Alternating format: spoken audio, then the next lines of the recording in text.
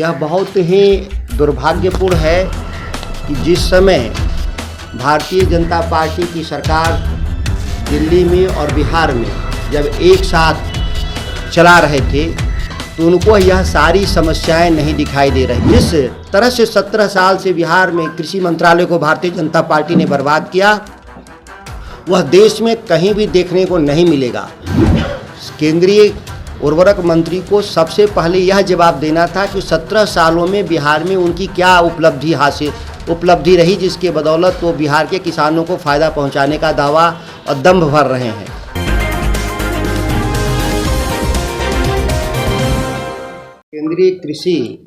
केंद्रीय उर्वरक राज्य मंत्री के द्वारा प्रेस कॉन्फ्रेंस किया गया कि बिहार में उर्वरक की तस्करी,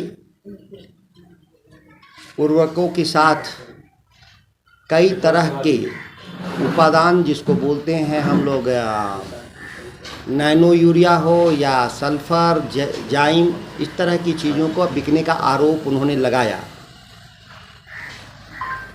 ऊंचे मूल्य पर खाद्य भी बेचने का उन्होंने आरोप लगाया।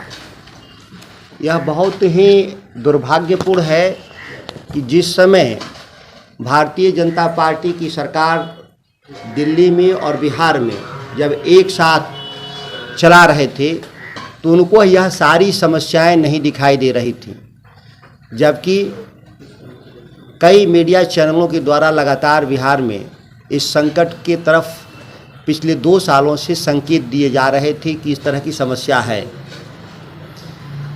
जबकि बिहार में भारतीय जनता पार्टी पिछले 17 साल से कृषि मंत्रालय को चलाने का काम किया।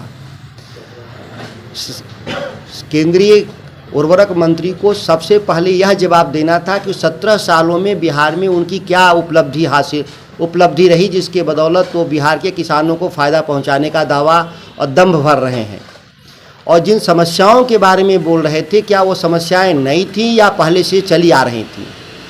सबसे बड़ा सवाल की समस्याएं थीं जिसके बारे में मंत्री बनते ही जो 1 महीना के तकरीबन हुए हम इन समस्याओं की तरफ संकेत साफ शब्दों में किया था, जिसको मीडिया के बंधुओं में से एक वर्ग माना कि हम आलोचना ही अपनी सरकार कर रहे हैं, जबकि सही यही था कि यह समस्याएं गंभीर रूप से बिहार में पहले ही से हैं जिस पर नकेल कसने की आवश्यकता है।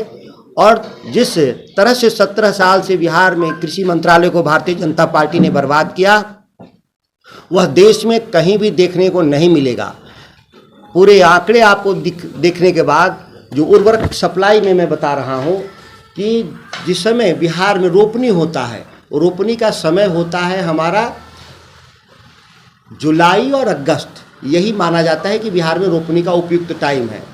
उन समय में फर्टिलाइज़र की जो उपलब्धता रही वह यूरिया में रही 78%, डीएपी में 64%, एनपीके में हमारा 81% तथा एमओपी में केवल 45%। जब हम सभी चीज़ों को आंकड़े को हम समेकित कि बीजेपी के पास 17 सालों से विवाद ठीक था, ठीक बात है।